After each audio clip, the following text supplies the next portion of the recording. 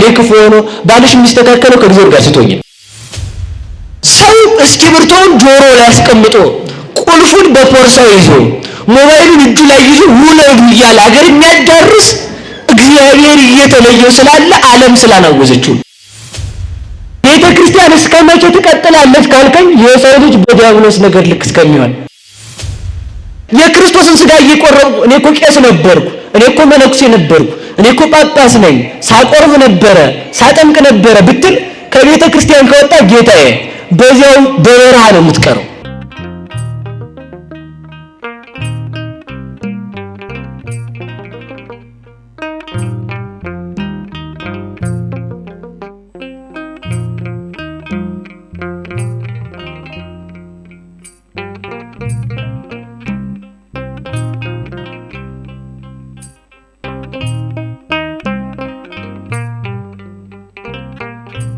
በስመ አብ ወወልድ ወመንፈስ ቅዱስ አሐዱ አምላክ። ዓለምን በመግቦቱ የሚመግብ በካህሊነቱ ያመጣ በቸርነቱ ፍጥረታትን ያጸና ሕያው እግዚአብሔር አምላካችን ጌትነቱን እንደ ነገሥታት በጉልበት እንደ ካህናት በሐሰት እንደ ካህናት በሀብት እንደ ነገሥታት በጉልበት እንደ ጣዖታት በሐሰት ያላደረገ ዓለማትን ፈጥሮ የሚገዛ ከባህሪው ምስጋና እየፈለቀለት ሲመሰገን የኖረ ከማያልቅ ዘመኑ የሚያልቅ ዘመን አምጥቶ ፍጥረታትን የፈጠረ ዕለታትን አውራሃትን የሚሰጠን የሰራዊት አምላክ ቅዱስ እግዚአብሔር አምላካችን ለስም አጠራሩ ክብርና ምስጋና ይሁን። እግዚአብሔርን የወለደችልን የሕይወታችን መሶብ ከሞት ወደ ሕይወት ከርኩሰት ወደ ቅድስና ከጨለማ ወደ ብርሃን ከሲኦል ወደ ገነት ከሐሳር ወደ ክብር የወጣንባት ሥላሴን ያየንባት ዓይናችን ንጽሕተ ንጹሐን ቅድስተ ቅዱሳን ድንግል ማርያም ለስም አጠራሯ ክብርና ምስጋና ይድረሰው።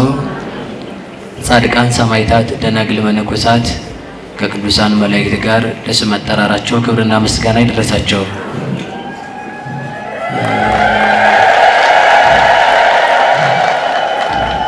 መቼም በዚህ ሰዓት እርቦን ነው እንደማትሉኝ ተስፋ አደርጋለሁ አይደል? እርግጠኛ ልሆን የምችለው በዛ ነው። እግዚአብሔር ይመስገን። ዝም ነው የሚባለው። እኔ ትልቁ ችግር እኮ ይሄ ነው ያላችሁ። አሁን እግዚአብሔር ባወቀ እኔ እልል በሉም አላልኩም። ብዙ ጊዜ ደጋግሜ የተናገርኩ ይሄን ነገር እናንተም እንዳሰለችሁ እግዚአብሔር ይርዳኝና እግዚአብሔር ይመስገን ሲባል አሜን ነው የሚባለው። አሁን አፍ ያላችሁ ሁሉ ትናገራላችሁ። እግዚአብሔር ይመስገን፣ እግዚአብሔር ይመስገን፣ እግዚአብሔር ይመስገን እና ይህን ልመዱት ሁሌም ቢሆን ማለት ነው። ዝም አይባልም። በጣም ነውር ነው። እውነት በጣም ነውር ነው ከምናስበው በላይ ማለት ነው። ምክንያቱም ሃይማኖትን አለመመስከር አንድ ችግር ነው። ዝም ማለት እኮ አልተስማማውም ማለት እኮ ነው። ታውቃላችሁ፣ ዝም ካለ ሰው አልገባኝ አልተስማማውም ማለት ነው። እና እግዚአብሔር ይመስገን ሲባል ዝም አይባልም። እግዚአብሔር ከመላእክት ነገድ አንዱን እጅ ያወረደው ዲያብሎስ ፈጥሮናል ብሎ ስላመነ ነው። ሁለተኞቹ ደግሞ ወደ መሬት ወርደው እዚህ ላይ በመሬት ላይ የተበተኑት ሰራዊት የዲያብሎስ ሰራዊት ደግሞ ሁለተኞቹ ይሆንም አይሆንም ብለው የተጠራጠሩት ናቸው። ሶስተኛዎቹ ደግሞ በአየር የተበተኑት በህዋ ላይ ያሉት ደግሞ እንደ ድንጋይ ደርቀው የቀሩ ናቸው። ዝም ያሉ አምላክ ነውም አላሉ አይደለህም አላሉ። እግዚአብሔር ተመልከቱ፣ አምላክ ነው ብለን እግዚአብሔርን አምላክ አይደለም ብለን ባንናገርም እንኳን አምላክ ነው ብለን እስካልመሰከርን መዳን አንችልም ማለት። ስለዚህ ማን ይመስገን በሉ እንጂ ማን ይመስገን። እና የትምህርታችን ርዕስ ምን ይሆን? እናንተ ማንን ብላችሁ ነው የመጣችሁት ዛሬ? እሱ እግዚአብሔርን ነው። ትልቁን ርዕስ መረጣችሁት። ምክንያት አድርገን የመጣ ነው ማንን ብለን ነው? በሉ ንገሩኝ እንጂ የማን ዕለት ነው ዛሬ? ስለዚህ ሚካኤል በሚል ርዕስ እንማማራለን። እስኪ በሉ ሁላችሁ ቅዱስ ሚካኤል በሉ። ኮርታችሁ ከሆነ እንተው አይደል? በቅዱስ ሚካኤል አይኮራም አይደል? ይኮራል በሏ ስሙን ጥሩት። ቅዱስ ሚካኤል በሉ እስኪ በደንብ ጥሩት እንዲሰማችሁ። ማን ያላችሁት? ቅዱስ ሚካኤል ለጥያቄያችን ሁሉ ለጠራችሁት ሁሉ መልስ ይስጣችሁ። ያን ካልኩ የትምህርታችን ርዕስ የሚሆነው ሚካኤል የሚል ነው የሚሆነው። ትንሽ ቃሉን ለማንሳት ወይእተ አሚረ ይትነሳ ሚካኤል መልአክ አብይ፣ በመጨረሻው ዘመን ታላቁ አለቃ ሚካኤል ይነሳል። ዘይቀውም ለደቂቀ ሕዝብ ወአልቦ ረዳኢ ዘሎቱ፣ እንደሱ ያለ ተራጅ መልአክ የሌለለት ለሁሉ የሚራዳ ሚካኤል ለሕዝብ ልጆች ይቆማል።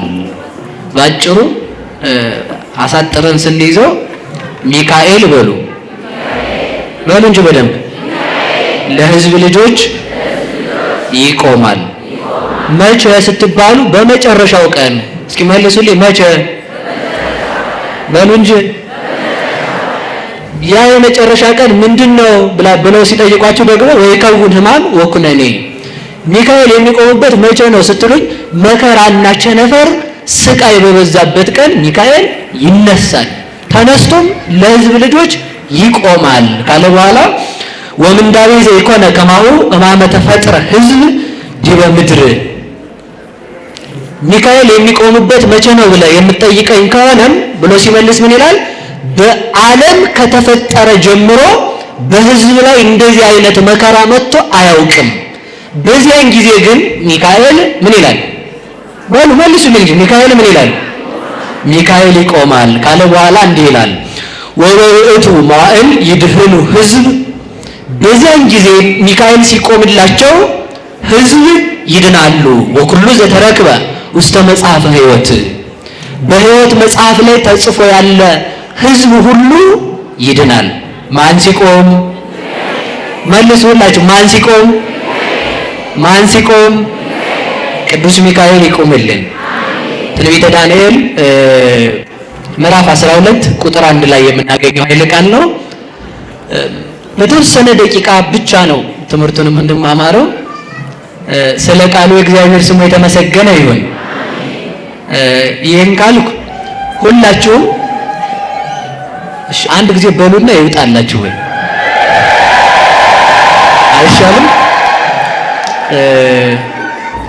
እሺ አሁን ይበቃናል ማለት ነው። አሁን እንግዲህ ስሙ።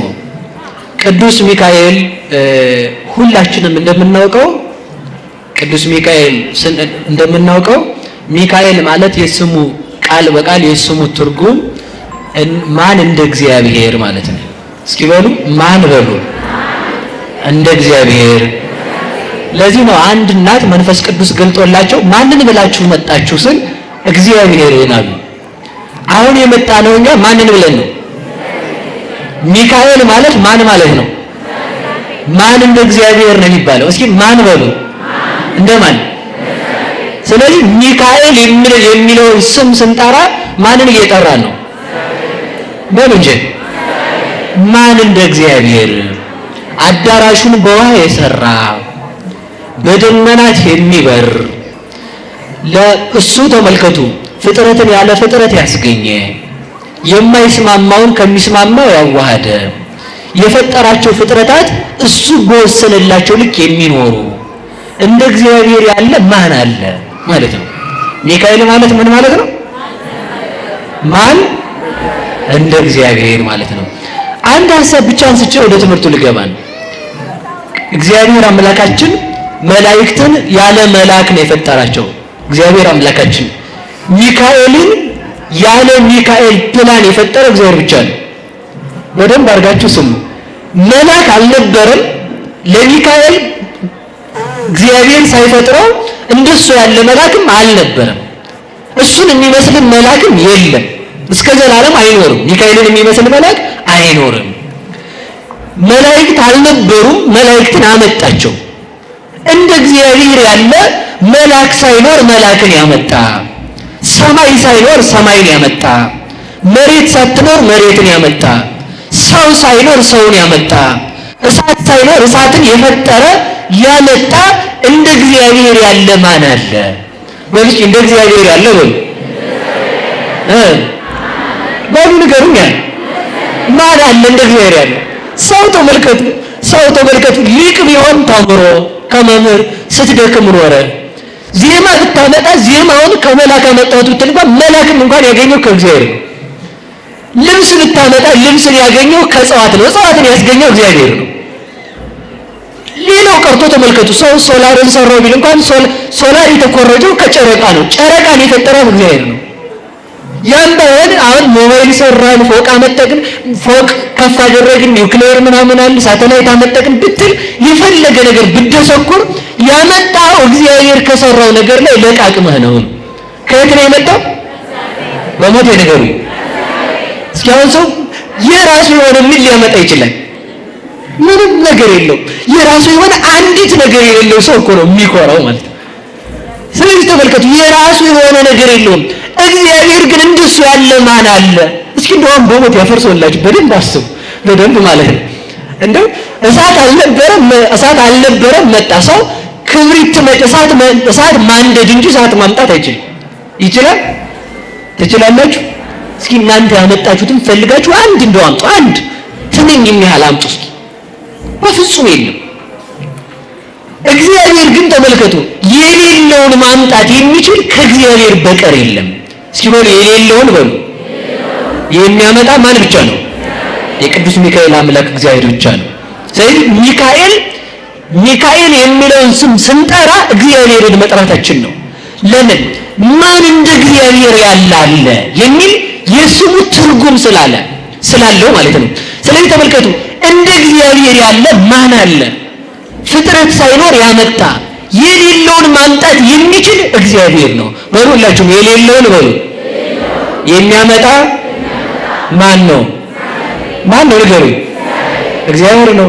ስለዚህ እግዚአብሔር ከሆነ መጨነቃችን ማቆም አለብን ማለት ነው። ማቆም አለብን። የሌለውን ያመጣ እግዚአብሔር ያለነውን ይጠብቃል አይጠብቅም? በሞት ንገሩኝ።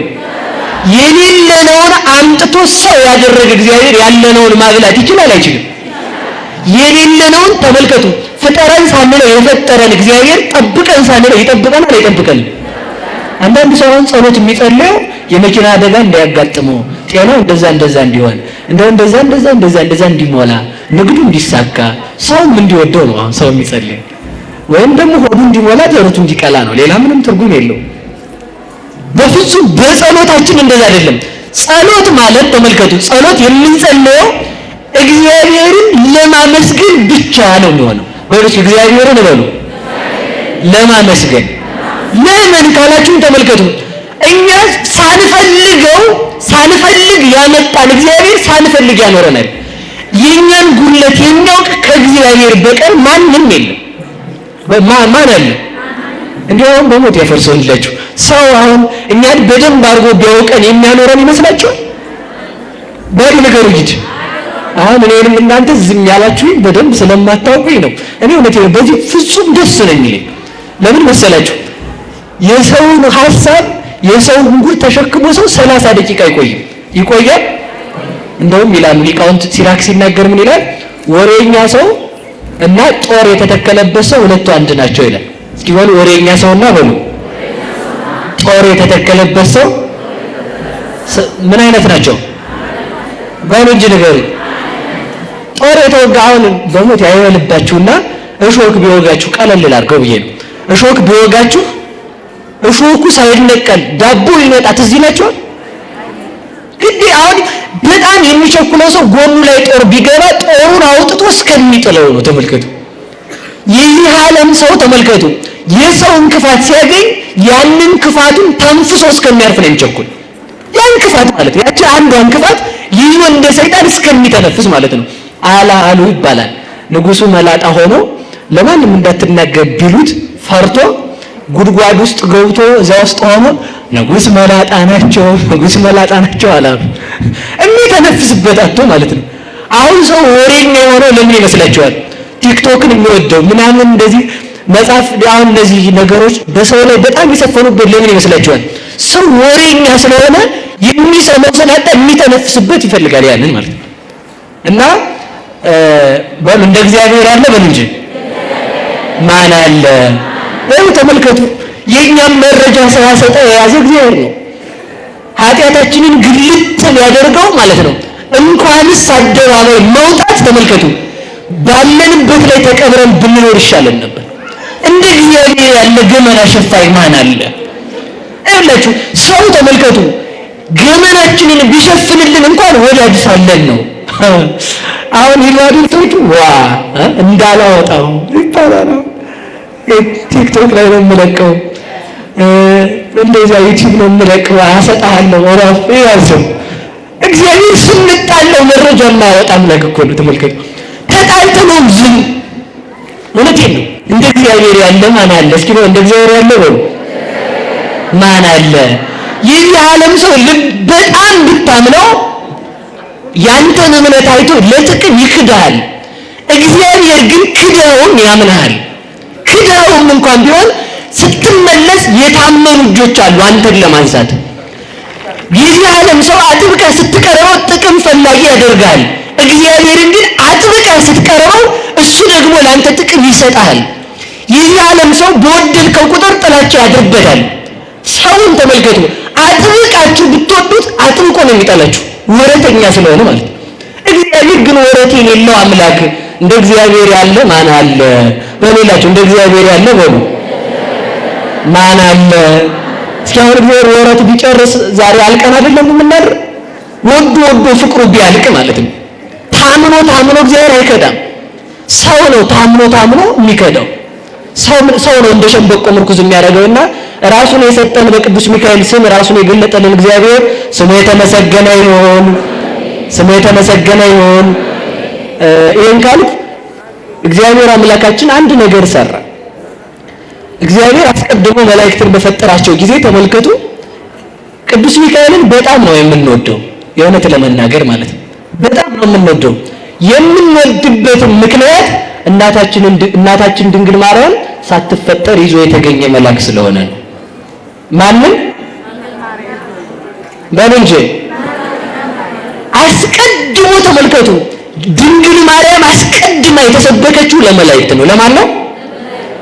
ለመላእክት። በቅዱስ ሚካኤል ክንፍ ላይ እመቤታችንን ስሎ አኑሯታል፣ አስቀምጧታል። ለዚህ ነው ቅዱስ ያሬድ ሲናገር ምን ይላል?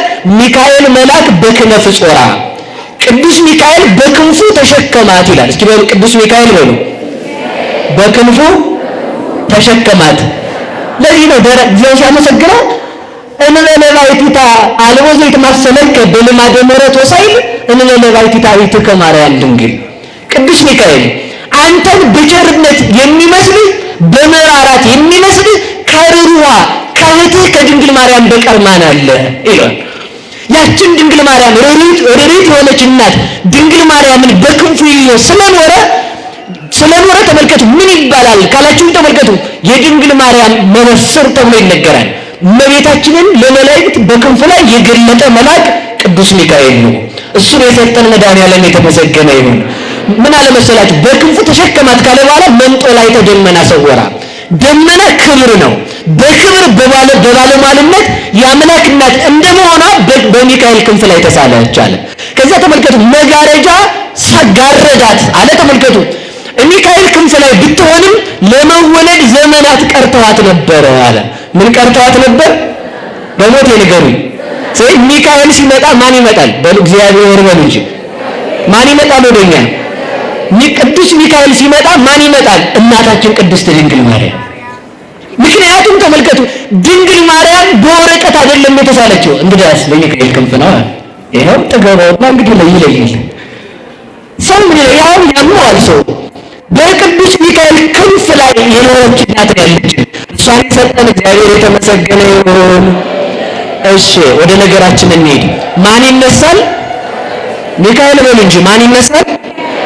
ለማን ይነሳል? ለሰው ልጆች። አጠር አድርጌ ብቻ ነው የምናገረው። ሁላችንም እንደምናውቀው ቅዱስ ሚካኤልን ስናስብ የመከራችን ዘመን ማብቃቱን እናስባለን። ቅዱስ ሚካኤል ሲታሰብ የሚታሰበው እሱ ነው። ቅዱስ ሚካኤል ሲታሰብ ከሞት መነሳታችንን እናስባለን። መለከቱን የሚነፋው ኃያል እግዚአብሔር፣ ልዩ እግዚአብሔር፣ ጽኑ እግዚአብሔር ብሎ የመለከት ድምፅን የሚያሰማ ቅዱስ ሚካኤል ስለሆነ ሚካኤልን ቅዱስ ሚካኤልን ተመልከቱ። በመጀመሪያ የምናገኘዋለን፣ በመጨረሻ የምናገኘዋለን። እስኪ በሉ በመጀመሪያም በሉ በመጨረሻም ማን ይገኛል? ቅዱስ ሚካኤል ይገኛል። ከሁላችን ጋር ይሁንልን። ስለዚህ ሁላችንም እንደምናውቀው እስራኤል በደንብ ስሙ። ታሪክ አጭር ብቻ ልንገራችሁ። እስራኤል ተማርከው ግብጽ ከወረዱ በኋላ ከግብጽ እስራኤልን እየመራ ይዞ የወጣ መልአክ ማን ነው? ንገሩኝ እንጂ። በበረሃ ሳሉ መና ያወርድላቸው የነበረ መልአክ ማን ነው? በሉ እንጂ። ከሙሴ ጋር ሆኖ ከኢያሱ ጋር ሆኖ ከካሌብ ጋር ሆኖ ምድረ ርስትን ያወረሰ ማን ነው? በደንብ ጥሩ ስሙ። በዚህ ብቻ ትምህርታችንን እንጨርሳለን። አሁን ባልኩት ቃል ምንድነው? አብርሃም፣ ይስሐቅ፣ ያዕቆብ፣ እስራኤል የአዳም ምሳሌዎች ናቸው። የማን ምሳሌ ናቸው? በደንብ ስሙ። ቅዱስ ሳዊሮስ ዘእስሙናይ የተረጎመውን ትምህርት ብቻ ነው የማስተምረው። ቅዱስ ሳዊሮስ ዘእስሙናይ አብርሃም፣ ይስሐቅ፣ ያዕቆብ የአዳምና የሔዋን ምሳሌ ናቸው። ማን? አብርሃም፣ ይስሐቅ፣ ያዕቆብ። ግብጽ የወረዱት የአብርሃም የይስሐቅ የያዕቆብ ልጆች ናቸው አለ። የማን ልጆች ናቸው? የአብርሃም የይስሐቅ የያዕቆብ።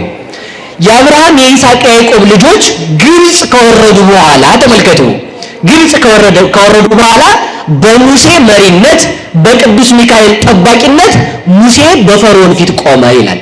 በማን ፊት ቆመ? በሉ እንጂ ንገሩኝ። ፈርዖን የሳጥናኤል ምሳሌ ነው። ፈርዖን ልበ ደንዳና እንደሆነ ተመልከቱ። ሳጥናኤልም ልቡ እስከ መጨረሻው የማይመለስ ነው። ስለዚህ ምንድነው ያደረገው ካላችሁኝ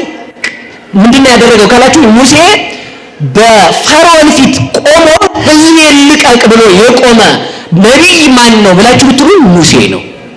ሕዝቡን ከገሃነም ለማዳን በቀራንዮ አደባባይ የቆመ የባህሪ አምላክ ማን ነው ብላችሁ ብትጠይቁኝ ክርስቶስ ነው። ሙሴ ተመልከቱ በፈርዖን ፊት ከቆመ በኋላ ለእስራኤል ከግብጽ ለመውጣት በግ እንዲበሉ አዘዛቸው ይላል። ምን እንዲበሉ? በሉ ንገሩ እንጂ። ከግብጽ ለመውጣት ምን መብላት? በሉ ንገሩ። በግ መብላት። በግ ያልበላ ሰው አይድንም፣ ግብጽን አያልፍም። ከዚያም በኋላ ሙሴ ተመልከቱ ፈርዖን አለቃቸው ሲል 10 ታምራትን ካሳየ በኋላ በመጨረሻ በግ አረዱ አላቸው። በግ አረዱ። የታረደውን በግ ብሉት አላቸው። የምታርዱት በግ አንደኛ ቀንዱ ያልከረከረ፣ ጸጉሩ ያልከረደደ፣ ጥፍሩ ያልዘረዘረ የምታርዱትን በግ ተመልከቱ እንዳታተርፉት። ልብ ብላችሁ ስሙ። ምን እንዳትሉት? እንዳታተርፉት። አንድ በግ እንድትጨርሱ ሆናችሁ ተሰብስባችሁ ወረዱ። ያንን በግ ስትበሉት አለ ተመልከቱ፣ ስትበሉት የተቀቀለውን እንዳትበሉ፣ እርጥቡን ስጋም እንዳትበሉ፣ አጥንቱንም እንዳትሰብሩ፣ ቢተርፋችሁ እንዳታሳድሩ፣ በእሳት አቃጥሉ። የሰማችሁ ነው ያስባለሁ። ይህን አርጉ። ስትበሉ ደግሞ የበጉን ደም በርና የበሩን መቃንና መቃኑን ጉበንና ጉበኑን ቀቡት። በጉን በበላችሁበት ቀን ምን ይሆናል አለ? ፍልሰት ይሆናል። እስኪ በሉ ፍልሰት ይሆናል። በጉ በተበላበት ቀን ምን ይሆናል? ፍልሰት ይሆናል። ይህን ብሎ አዘዛቸው። ተመልከቱ። እስራኤልም ያንን በግ አረዱ። ያ በግ የማን ምሳሌ ነው? የክርስቶስ ምሳሌ ነው።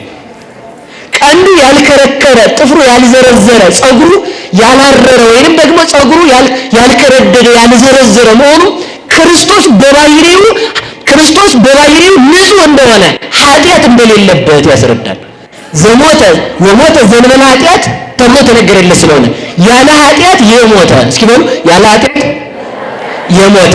በኃጢአት ክርስቶስ ኃጢአት ሰርቶ ለትስባት ሞቶ ቢሆን እኛን ማዳን አይቻለውም ነበር። ያለ ኃጢአት ስለሞተ ለኛ ለኃጢአተኞቹ ቤዛ ሆነ የምንለው ከዛ የተነሳ።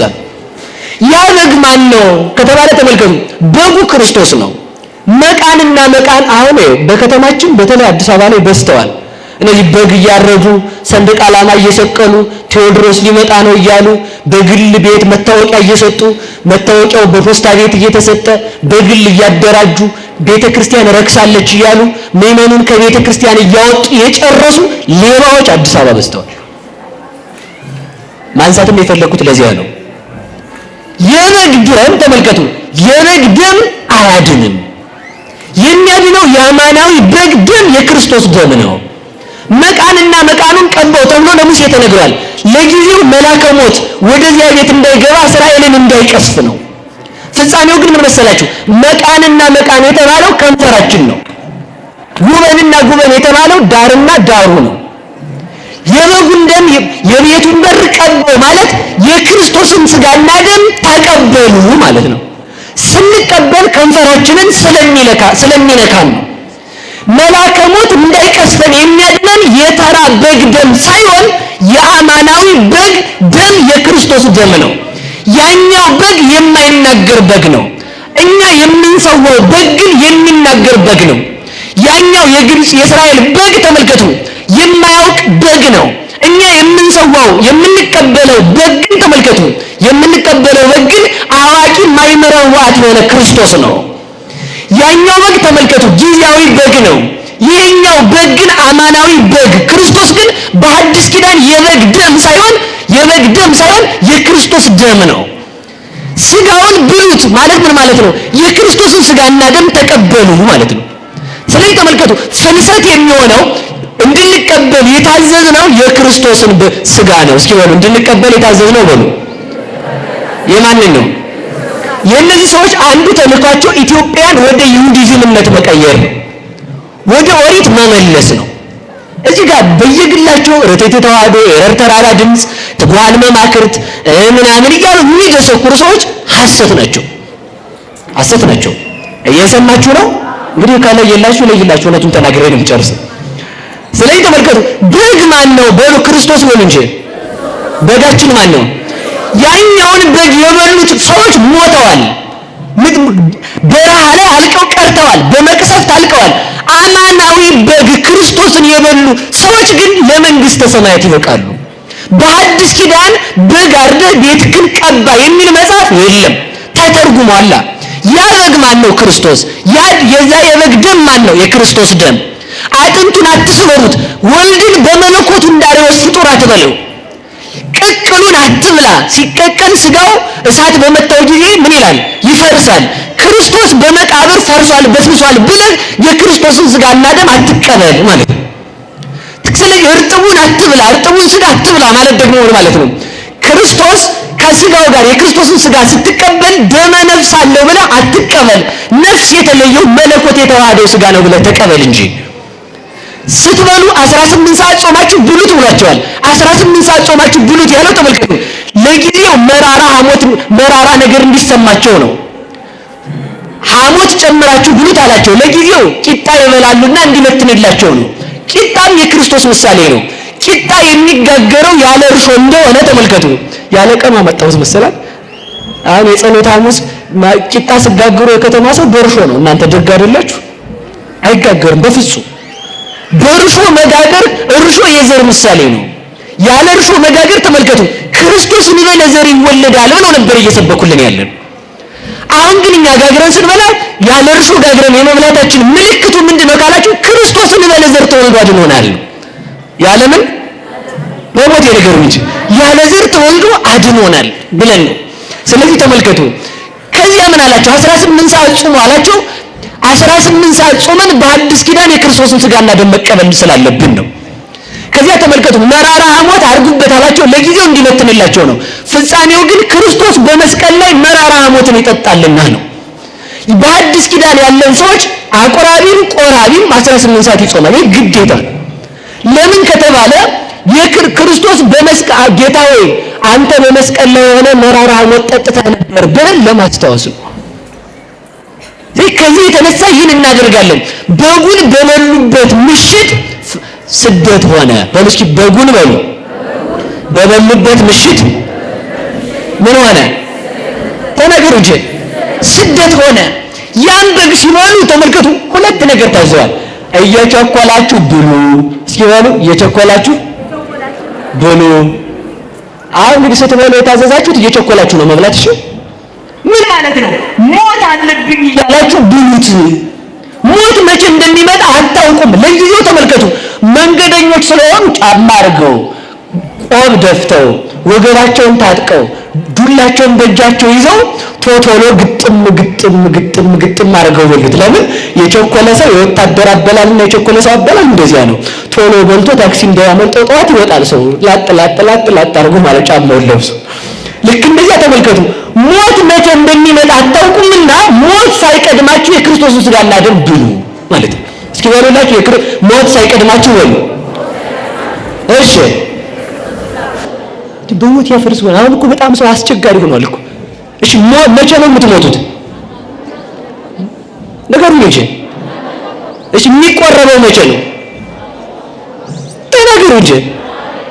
ዛሬ በሉ በሉ። አሁን ነው። አንዴም አሁን ነው መነሳታችንን እናውቃለን። በሉ መቼ ነው የሚቆረበው? የሚቆረበው እውነቴን ልንገራችሁ ከመሞት አስቀድሞ አንድ ቀን ሲቀር። መቼ ነው የሚቆረበው? ከመሞት አስቀድሞ በልጅ መቼ ነው የሚቆረበው? ስንት ቀን ሲቀር? ስለዚህ ተመልከቱ፣ መሞቻችንን ስለማናቅ ሁሌ እየቆረብን ነው የምንኖረው ነው። በሞቴ መሞቻችንን ስለማናቅ በሉ መቼ እየቆረብን ነው የምንኖረው? ሁሌ መቁረብ። ሰው አሁን የሚደሰኩረውን ዲስኩር ልንገራችሁ። አንደኛ እኔ ክፉ ሰው ስለሆንኩ ስለምሰርቅ እንደዛ ዘማዊ ስለሆንኩ በዚህ ዓለም የኖረ ሰው መቼስ የሥጋ ለባሽ ነገር መቼስ እንደው እንዲህ ያለ ዲስኩር ተስተካክዬ ከዛ ቤት ሲኖረኝ መኪና ሲኖር አትልፉ መቼም አትስተካከሉ። እውነት በቃ የምታሳዝኑት እንደዚህ ያለ። እስኪ ተስተካክዬ በሉ። የሚያስተካክለው እግዚአብሔር ካንተ ጋር ካልሆነ እንዴት ትስተካከላለህ? ለመስተካከል ነው እኮ መቁረብ ያለብን። እናንተ ሰዎች ሞኝ ናችሁ እንዴ? ሰው አሁን ሆስፒታል እንገንባ ብለዋል አባታችንና አሁን ሆስፒታል ገብታችሁ ታማችሁ ዶክተሩ ሊያክም ሲመጣ ዶክተር ወደዛ አይደልኝማ ብትሉ በሽተኛ ነኝ ብላችሁ ሐኪም ቤት መሄድ ደግሞ አልታከምም ማለት እንዲህ አይነት በሽተኛ ነው የገጠመን እኮ። ምንድን ነው እኛ በል በሽተኛ አሁን እንጂ ከዛ ደግሞ አልታከምም የሚል በሽተኛ ማለት እንስተካከል ካላችሁ ተመልከቱ። ለመስተካከል ራሱ እግዚአብሔር ያስፈልገናል። ለመስተካከል ማን ያስፈልገናል? በሉ እንጂ በሽተኛ ነን ካል ጤነኛ ለመሆን ማን ያስፈልገናል? ይሄ ነው። ይችኛዋን ኃጢአት ሳቆም እያልን ማቆም አንችልም ነው። በደንብ እርግጠኛ ነው የምነግራችሁ። ማቆም የምንችለው እግዚአብሔር ከኛ ጋር ሲሆን ነው። ብቻህን ነው እየተዋጋ ያለው። ይህኛውን ኃጢአት ሳቆም እቆርባለሁ አይቻልም። ቆርበህ ከእግዚአብሔር ጋር እየሆንክ ኃጢአት ግን ማቆም ነው። እየሰማችሁ ነው አይደል? እየቆረብን ነው መስተካከል፣ እየተስተካከል መቁረብ። አሁንም ምን እያልን መቁረብ ነው? እስከምንሞት እየተስተካከል መቁረብ ነው።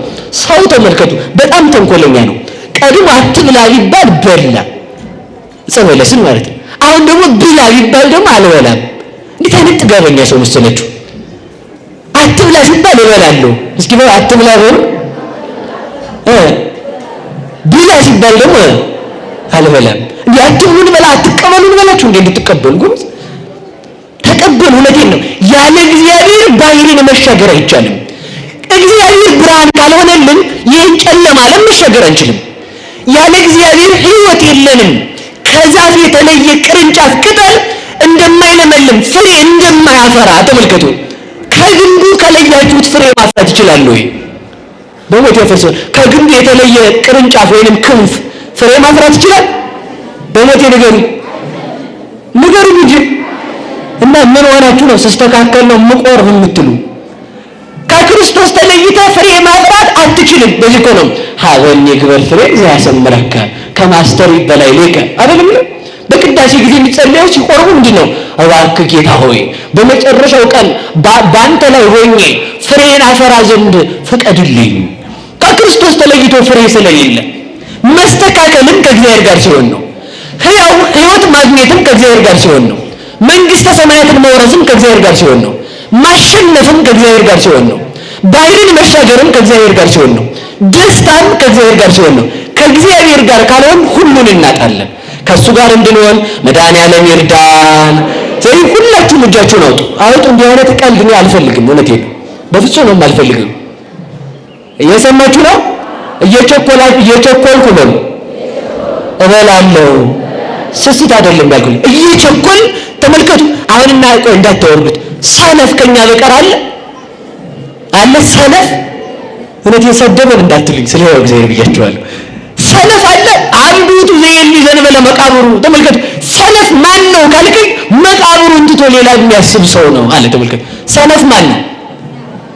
እኛው ነን። ሞት እያለብን ተመልከቱ። ሞትን ያህል ኃጢአትን ዘመድ አድርገን ክርስቶስን ርቀን መኖር ማለት ነው።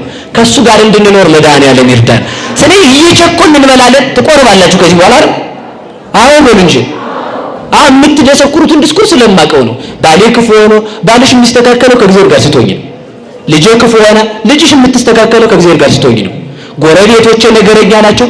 ጎረቤቶችሽ ነገራቸውን የሚተውት ከእግዚአብሔር ጋር ስትሆኝ ነው። ወይም ጎረቤትሽን ማሸነፍ የምትችይው ኧረ እኔ እንደው በየቀኑ ኃጢአት እሰራለሁ። ያም ከሆነ ደግሞ በየቀኑ ኃጢአት ከሰራሽ ደግሞ የየቀኑን ኃጢአትሽን ቁስልሽን ምን ማለት አለብሽ? መታከም አለብሽ። እየሰማችሁ ነው? አሁን ሰው የሚለው ቆርቤስ ኃጢአት ብሰራ እንደው በሞቴ እንደው ሲሆን እስኪ ነው ቆርቤስ በሉ እንጂ ኃጢአት ብሰራ። እሺ ልብስ የምታጥቡት ልትለብሱት ነው ልታስቀምጡት ነው? በሉ እንጂ ከለበሳችሁት ምን ይላል? ከቆሸሸ ምን ይደረጋል? ከታጠበ ምን ይደረጋል?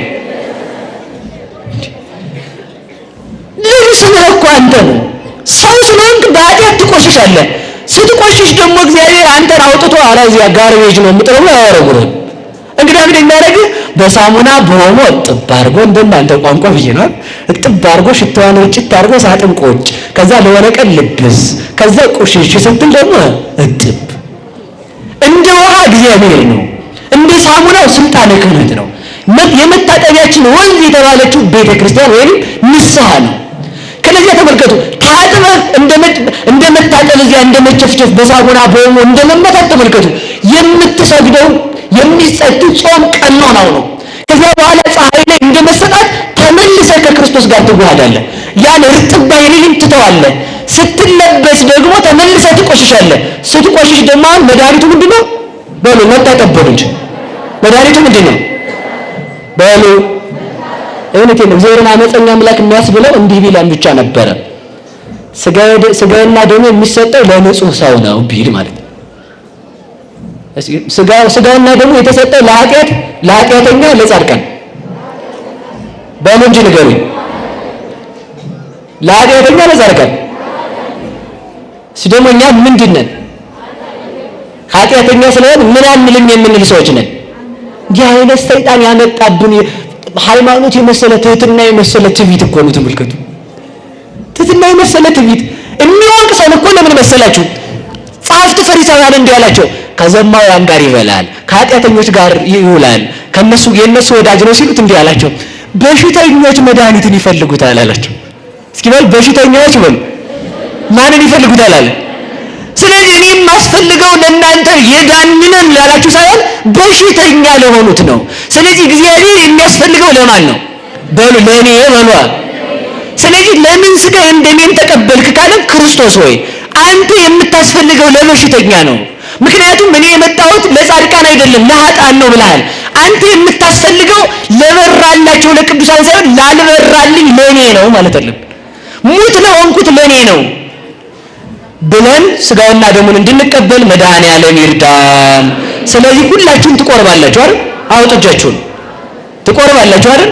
ከዛሬ ጀምሮ በሉ እቆርባለሁ፣ ክፋቴን እተዋለሁ፣ እንደ ልብስ እታጠባለሁ። አሁን ጥጋባችን እኮ ተመልከቱ። እና ላንሳህ ብሎ አሁን ሰው ይሰለቻል። ንስሐ መግባት ሰልችታችኋል፣ ማስቀደስ ሰልችታችኋል፣ መቁረብ ሰልችታችኋል።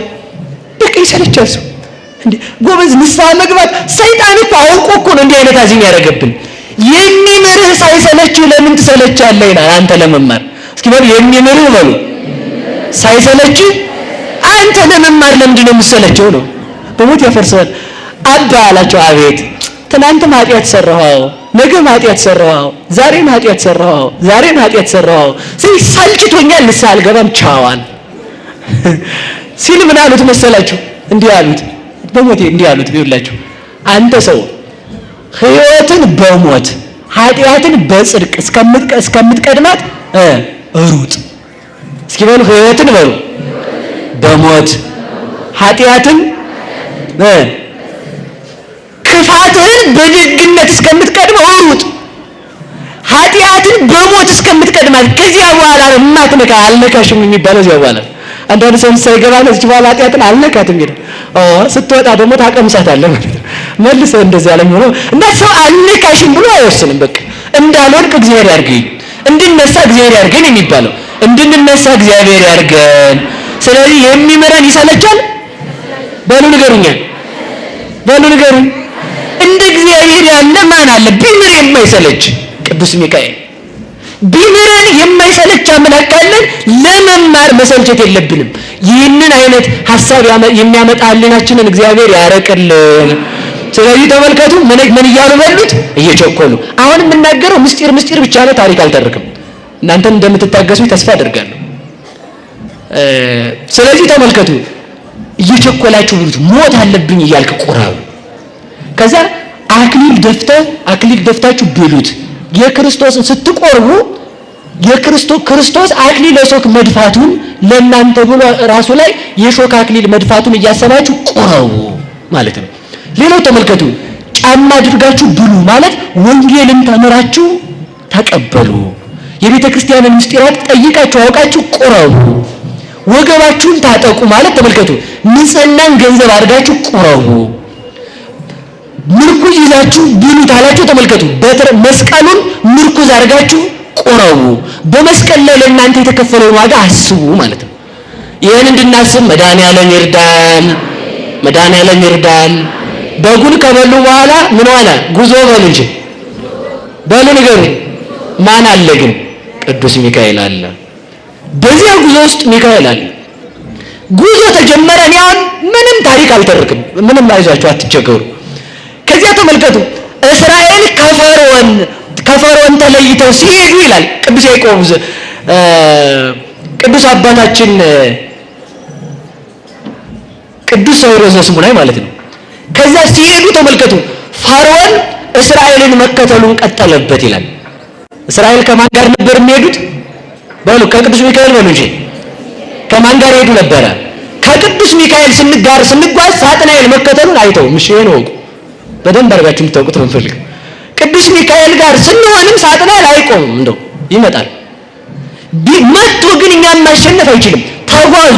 ከተጓዙ በኋላ ተመልከቱ፣ ባህሩ ዳርቻ ላይ ሲደርሱ ደመና ጋረዳቸው። ከዛም በኋላ ባህሩ ተከፈለ። ምን ተከፈለ? አሁን የምታውቁትን ታሪክ አይደለም፣ ዝም ብላችሁ ስሙ። ባህሩ ሲከፈል ፈርዖን ተመለከተና ምን አለ መሰላችሁ?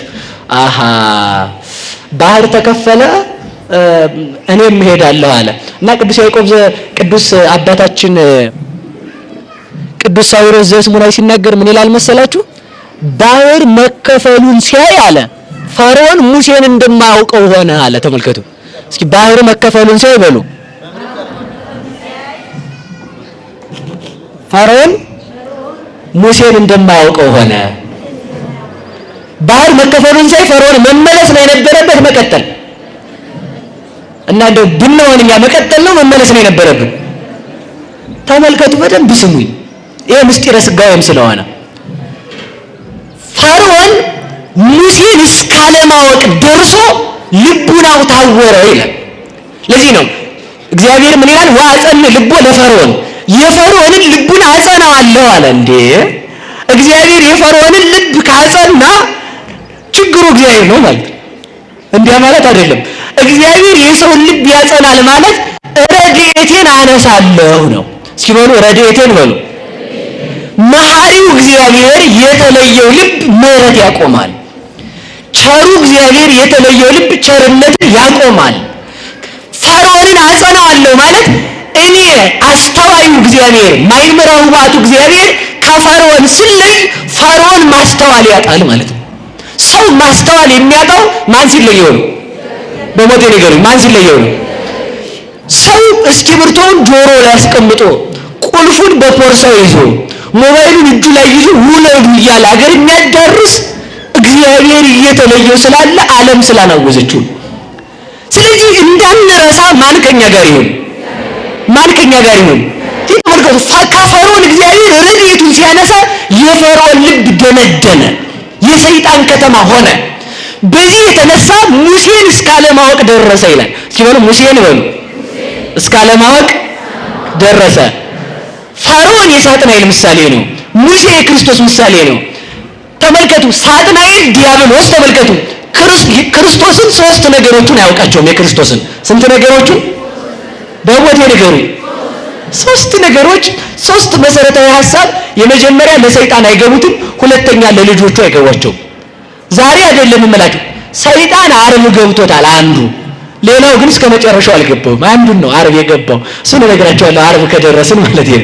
እና ስለዚህ ተመልከቱ፣ ሶስቱ ምንድናቸው ካላችሁ፣ አንደኛው ያለ ዘር መጸነሱ። እስኪ በሉ ያለ ዘር በሉ መጸነሱ። ይሄ አምላክነቱን እስካለማወቅ አድርሶታል። እንዴ አምላክ ቢሆን ተመልከቱ፣ መወለዱን ሲወለድ እንደው ደግሞ ከተወለደ ከቤተ መንግስት እንደው ከነገስታቱ ልጅ ይመርጣል እንጂ የድሃ ልጅ ይመርጣል እንዴ? ያቺ እናት አባት የሌላት እመቤታችንን እኮ እሷን ይመርጣል እንዴ? አይሆንም ብሎ ይቺ አውረዋለች። ሰው ሲሆን ተመልከቱ፣ ለዮሴፍ ልጅ ያለው ይመስለው ነበር። ሰው ሲሆን ክርስቶስ ሰው በሆነ ጊዜ እንደኛ ሰው ይመስለው ነበር። እንደማን ንገሩኝ እንጂ እኛ ሰው የሆነው በዘር ነው። ክርስቶስም ሰው የሆነው ምድራዊ አባት ያለው ይመስለው ነበር። ክርስቶስ ተመልከቱ፣ ዘባይቲቱ አብ ወዘባይቲቱ እም፣ የብቻው እናት የብቻው አባት ብቻ ነው ያለው። ሲበሉ የብቻው በሉ እናት የብቻው አባት። አብ ወልድን ይወልደዋል። አዎ ያለ እናት። እንዴት? ድንግል ማርያም ያለ አባት እንደወለደችው ማስረጃውስ። ይሄ ለሰይጣን ፈጽሞ አይገባውም አንዱ። ሁለተኛው በድንግልና መወለዱን አያውቅም። በምን መወለዱን ነገሩኝ እንጂ ሰው ያለ ድንግልና እንደማይወለድ ድንግል ማርያም ዘላለም ድንግል እንደሆነች ለሰይጣን አይገባው፣ ለልጆቹም አይገባቸውም እስከ መጨረሻ። ክርስቶስ እንኳን ሲያስተምር ለአይሁድ እኔ በድንግልና የተወለድኩ ነኝ አላለም። እሱን ካላመንክ መጀመሪያ አምላክም ሰውም ነው ብለህ ካላመንክ የድንግል ማርያምን ድንግልና ማመን አችልማ ስላልቻለ ይላል ቅዱስ ዮሐንስ አፈወርቅ። እሱ በድንግልና መወለዱን አልነገራቸውም።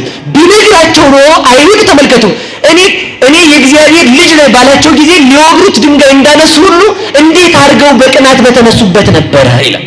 ስለዚህ ተመልከቱ፣ ሲወለድ በድንግልና መወለዱን አያውቅም።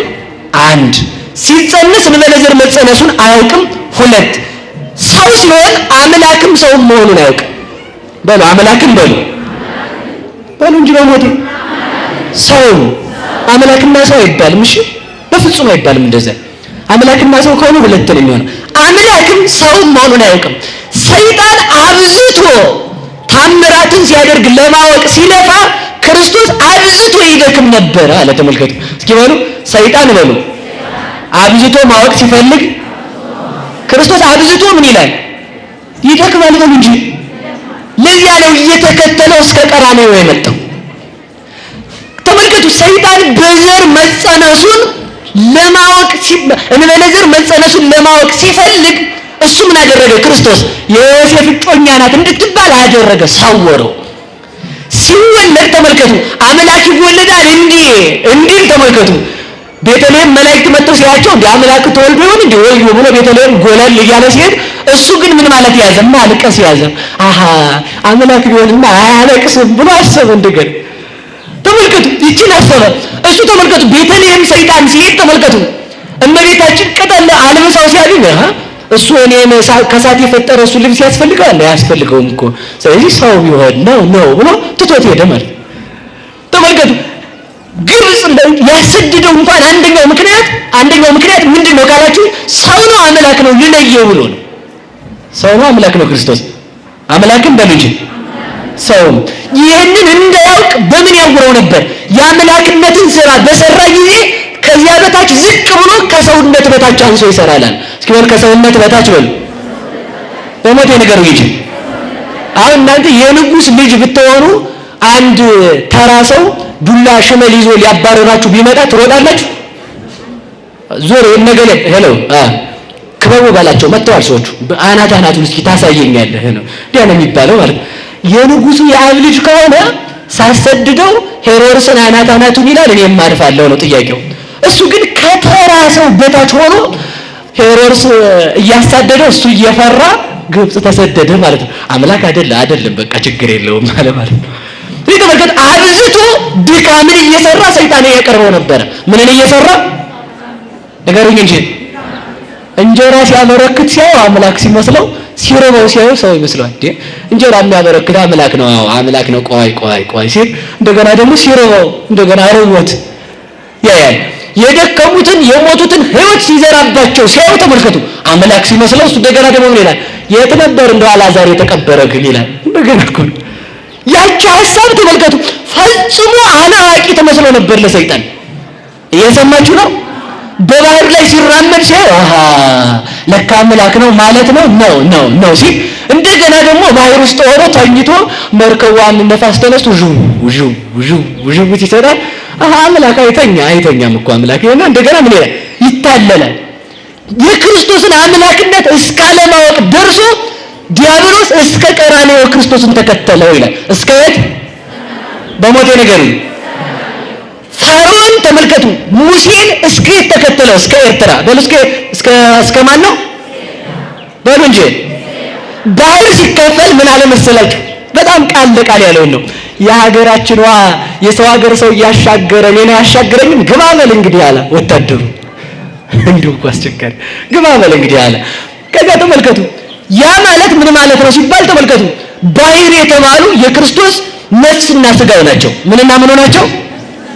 ነፍስና ስጋውን ተመልከቱ። በመልዕልተ መስቀል ላይ ተሰቅሎ ሲራብ፣ ሲደማ፣ ሲቸገር፣ ሲጨነቅ አባት ሆይ ነፍሴን በእጅህ እሰጣለሁ ሲል ተመልከቱ፣ አምላኬ አትተወኝ እያለ መዝሙረ ዳዊትን ሲጸልይ ይሄማ ተመልከቱ የለመድኩት የሀገሬ ባህር ነው እንዳለ ፈርዖን፣ ይሄማ የለመድኩት የአብርሃም ስጋ ነው፣ ነፍሱም እንደ አብርሃም ያለች ነፍስ ናት፣ ነፍሱንም ስጋውንም ይዤ ሲኦል ላውርድ ብሎ ሰይጣን ቀረበ ነው የሚለው። ማን ቀረበ? ከዚያ ተመልከቱ፣ ያውም አልቀረ በገባበት ባህር ፈርዖን ሰጠመ ይላል። ያውም አልቀረ በሉ እስኪ፣ በየት ሰጠመ? በገባበት ባህር ማለት ተመልከቱ፣ ፈርዖን በገባበት ባህር እስከነ ሰራዊቱ በኤርትራ ባህር እንደሰጠመ ሰይጣን ተመልከቱ የክርስቶስን ነፍስን ከስጋው እለያለሁ ብሎ ወደዚያ ወደ ክርስቶስ ነፍስና ስጋ በቀረበበት ጊዜ በዚያው ተመልከቱ ከሰራዊቱ ጋር አብሮ ሰጠመ ይላል። በክርስቶስ ደም ክብር ለቅዱሳን አምላክ ይሁንልን። ይህን ሲናገር ተመልከቱ ምን ይላል መሰላችሁ? እንደ እንድርያኖስ ነው ይላል። እስኪ እንድርያኖስ በሉ እንጂ እንድርያኖስ በሉ እንጂ። አውሬ ነው ይሄ እንድርያኖስ የሚባለው እና የአዞ ጠላት ነው። የምን ጠላት ነው? ባህር ዳር ነው የሚተኛው። ባህር ዳር ከተማ አይደለችም። እሺ ከባህር ዳር ላይ አሸዋው ላይ ማለት ነው። አሸዋው ላይ ተኝቶ አሸዋውን በሰውነቱ ጭቃውን ይቀበዋል። ያሸዋውን አዞ እንቅልፋም ነው እንደለመደው ወጥቶ ከባህሩ አፉን ከፍቶ ብሎ ሲጋደም እንድርያኖስ አፈር ለብሶ ውጭ ላይ ተኝቷል። እንቅልፉን ሲጠጣ አዞ በአፉ ገብቶ ወደ ሆዱ ወርዶ የሆድ ዕቃውን ዘርግፎት ይወጣል አለ። ተመልከቱ አዞ የተባለ ዲያብሎስ ነው። እንድርያኖስ የተባለ ክርስቶስ ነው። አፈር የተባለ የተዋሃዳት የኛ ስጋ ናት። ተመልከቱ አዞ አፉን ከፍቶ ሲተኛ ማለት ሰይጣን ሞት ተመልከቱ ክርስቶስን ይዞ ለማስቀረት ዲያብሎስ የክርስቶስን ነፍስ ከስጋው ለመለየት በቀረበ ጊዜ ተመልከቱ የዚያን ጊዜ ወደ ሆዱ ገብቶ እንድርያኖስ አዞውን ሆድ ዕቃውን እንደዘረገፈው ክርስቶስ ተመልከቱ ወደ ሞት ሆድ ገብቶ ወደ ሲኦል ወርዶ በሲኦል ያሉ ነፍሳትን አወጣቸው። ሆድ ሲዘረገፍ የሆድ ዕቃ እንደሚወጣ ዲያብሎስን ሞትን ድል ሲነሳው ሞት የያዛቸው አብርሃም፣ ይስሐቅ፣ ያዕቆብ ሁሉም አባቶች ክፎቹም ደጎቹም ከሲኦል ነፃ ወጡ። በማን ሞት? በክርስቶስ። እንደ እግዚአብሔር ያለ ማን አለ በሏል። እስኪ በሉ እንደ እግዚአብሔር ያለ በሉ። እስኪ በሉ እንደ እግዚአብሔር ያለ በሉ። ማን አለ? እየደከመ ሰው እየመሰለ አምላክነቱን የገለጠ እየሞተ ያዳነ ሞትን ድል የነሳ እንደ እግዚአብሔር ያለ የለም። ራሱን የሰጠን መድኃኒዓለም የተመሰገነ ይሁን። ፈርዖን ተመልከቱ ሰውን ሕፃናቱን ባሰጠመበት ሰጠመ። በል ፈርዖን በሉ ባሰጠመበት በሉ እንጂ ምን አለ? ሳጥናኤል የሰው ልጆችን በሚያሰጥምበት በገሃነም በክርስቶስ ሞት ሰጠመ ከነሰራዊቱ። በክርስቶስ ሞት አሰጠመልን። ኤርትራ ባህር ለመከፈል የሙሴ በትር አለች። ክርስቶስም የዓለምን በደል ኃጢአት፣ የዓለምን ፍዳ ኃጢአት ለመክፈል በመስቀል ላይ ቆሞ ነበረ። ተመልከቱ። በዚያ ሰይጣን ባላሰበው ሰይጣንን አሸነፈው። ስለዚህ ተመልከቱ፣ ያ መስቀል የሙሴ በትር ኤርትራን የከፈለበት በትሩ ክርስቶስ የተሰቀለበት መስቀል ነው። በዚያ በመስቀል ባሕረ እሳት ተከፈለልን። መስቀሉን የሰጠን አምላክ የተመሰገነ ይሁንልን። ስለዚህ ተመልከቱ፣ ወደ ነገር ልመልሳችሁ። አጠር ነው የማደርገው ከዚህ በኋላ። ኤርትራን ተሻግረው በድንኳን አደሩ። ኤርትራን ተሻግረው በሞት ያፈርሰዋል። ኤርትራን ተሻግረው በየት አደሩ? ለመጨረሻ ጊዜ ፈርዖንን ላያዩት ዳግም ላይመለሱ ግብፅ እስራኤል ተሻገሩ። እስኪ በሉ ፈርዖንን ላያዩ በሉ ዳግም ላይመለሱ ማን ተሻገሩ? እስራኤል ተሻገሩ። እኛም ተመልከቱ፣ እስራኤል ባሕር ከተከፈለ በኋላ ፈርዖንን ድጋሚ እንዳላዩት እኛም ተመልከቱ፣ በክርስቶስ ሞት በክርስቶስ መሰቀል ሲኦል ተከፍሎልናልና ድጋሚ ሲኦልን ላናይ ክርስቶስ ካሳ ከፍሎልናል። ለዚያ ነው መሮጥ ያለብን። ከዚያ በየት አደሩ አለ? በድንኳን። እስኪ በሉ በድንኳን በሉ አደሩ በሉ እንጂ በደንብ በየት አደሩ? በጉን ያልበላ አይወጣም። በጉን መብላት ግዴታ ነው ባሕር ለመሻገር። ዓለምን ለማሸነፍ ክርስቶስን መያዝ ነው። ባሕሩ ሁከት አይታጣውም። ሁከት ያለባት ይችን ዓለም ለማሸነፍ ከክርስቶስ ጋር መሆን ነው። ስለዚህ ተመልከቱ፣ ቅዱስ አባታችን ሲናገር ሊቁ ምን ይላል መሰላችሁ? ያቺ ድንኳን የገነት ምሳሌ ይላታል። እስኪ በሉ ያቺ ድንኳን ቆይ በቃ ልተው፣ ሰዓት ስለሌለኝ ይሄኛውን ልተውና ይሄኛውን ትርጓሜ ልንገራችሁ። ያቺ ድንኳን የቤተ ክርስቲያን ምሳሌ ናት። እስኪ በሉ ያቺ ድንኳን በሉ የቤተ ክርስቲያን ምንድን ናት? በሞት ያፈርሰዋል። ከግብፅ ከተወጣ በኋላ በየት አደሩ እስራኤል? በሉ ንገሩ። እኛ ከዓለም ከተለየም በኋላ የምንኖርባት በጥምቀት ባሕር ተሻግረን የምንኖርባት ቤታችን ቤተ ክርስቲያን ናት። ያቺ ተመልከቱ፣ ያቺ ተመልከቱ በረሃ፣ ያቺ በረሃዋ በማንና በማን መካከል ነው ያለችው? በግብፅና በከነዓን መካከል ነው ያለችው ይላል። እስኪ በሉ በግብፅና በሉ በከነዓን በየት ቤት ናት? ቤተ ክርስቲያን ተመልከቱ፣ በመንግስተ ሰማያትና በዓለም መካከል ያለች ድንኳናችን ናት። ተመልከቱ፣ እስራኤል ምድረ ርስት ለመግባት የግዴታ በድንኳን ማደር አለባቸው፣ ባሕር መሻገር አለባቸው። መንግስተ ሰማያት ለመግባት ክርስቲያኖች ጥምቀትን ተመልከቱ፣ ባሕር የተባለ ኤርትራ ባሕርን እንደመሻገር ተመልከቱ። አሮጌውን ቀብራ አንዱን የምታድን የጥምቀት የውሃ ገንዳ ማለት ኤርትራ ናት። እስኪ በሉ አንዱን ገላ በሉ እንጂ አንዱን የምታድን ግራ ነው የሚያጋባው አይደል? ፈርዖንን ገላ አስጥማ እስራኤልን ያዳነች ማናት? ኤርትራ። አሮጌው ማንነታችን የሚቀበርበት ተመልከቱ። ምንድነው መሰላችሁ የሚለው እነሰ ተጠመቅሙ ክርስቶስ ለበስክሙ፣ የተጠመቃችሁ ክርስቶስን ለበሳችሁ በሉላችሁ። የተጠመቃችሁ በሉ ክርስቶስን ለበሳችሁ። የተጠመቃችሁ በሉ ማንን ለበሳችሁ? አሮጌው ማንነታችን የሚሞተው አካላችን የማይሞተው እግዚአብሔርን የሚዋሃደው በጥምቀት ነው። የሚጨልምበት ስጋችን ብርሃን ክርስቶስን የሚዋሃደው በጥምቀት ነው። አላዋቂ ስጋችን አዋቂውን የሚዋሃደው በጥምቀት ነው። ተመልከቱ። ስለዚህ ምን አለ? የሚጠመቅ ሰው አሮጌ ማንነቱን ቀብሮ ማንን ይለብሳል? በሉ ክርስቶስን በሉ እንጂ። የክርስትና ጥምቀት የሚጠመቅ ሰው ፀጉሩን ይላጫል፣ ልብስ አይለብስም ሲጠመቅ። ለምን? ልብስ ክርስቶስ ነው ማለት እኮ ነው። ልብሳችን ማን ነው? በሞቴ ክርስቶስ ነው እንጂ። አንድ ነገር ልንገራችሁ። እግዚአብሔር ከአባቱ ተወለደ አልተወለደም? ኖሮ ከማን ተወለደ? ቅዱስ ኤፍሬም ሲናገር የማይስማማውን ልደት ተወልዶ የሚስማማውን ልደት ተወልዶ የማይስማማ ልደት ተወለደ አለ። እስኪ በሉ በሞቴ የሚስማማውን ተወልዶ በሉ የማይስማማ ተወለደ። የሚስማማው እንደ አምላክነቱ ከአብ መወለድ ነው፣ ተወለደ። የማይስማማው ልደት የሚባለው ሰው መሆኑ ነው። እሳት ከውሃ ጋር እንደማይስማማ፣ እሳት ከእንጨት ጋር እንደማይስማማ የማይሞተው አምላክ የሚሞት ስጋን የሚዋሃድበትን ልደት በሁለተኛው አደረገ አለ። የማይፈርስ እግዚአብሔር የሚፈርስ ስጋን የሚዋሃድበትን ልደቱን በሁለተኛው አደረገ አለ። ብርሃን እግዚአብሔር የሚጨልምበት ሥጋ ለመዋሃድ ሁለተኛ ልደቱ አደረገ አለ። እኛም ተመልከቱ የሚስማማ ልደት ተወልደን የማይስማማ እንወለዳለን። እኛም በሉ እንጂ የሚስማማ ተወልደን የማይስማማ እንወለዳለን። ለሰው የሚስማማው ምንድነው? ከሚሞት ባህሪ የተገኘ ነው። ከአባታችን ከሚሞት ተወለድን። ከሚጨልምበት ነው። ከሚጨልምበት ተወለድን። ከሚወሰን ነው። ከሚወሰን ተወለድን። ከሚወሰን እናት አባት ተወልደን ከማይወሰነው ከእግዚአብሔር በጥምቀት እንወለዳለን። ከሚሞት እናት አባት ተወልደን ከማይሞት እናት አባት ከጥምቀት እንወለዳለን።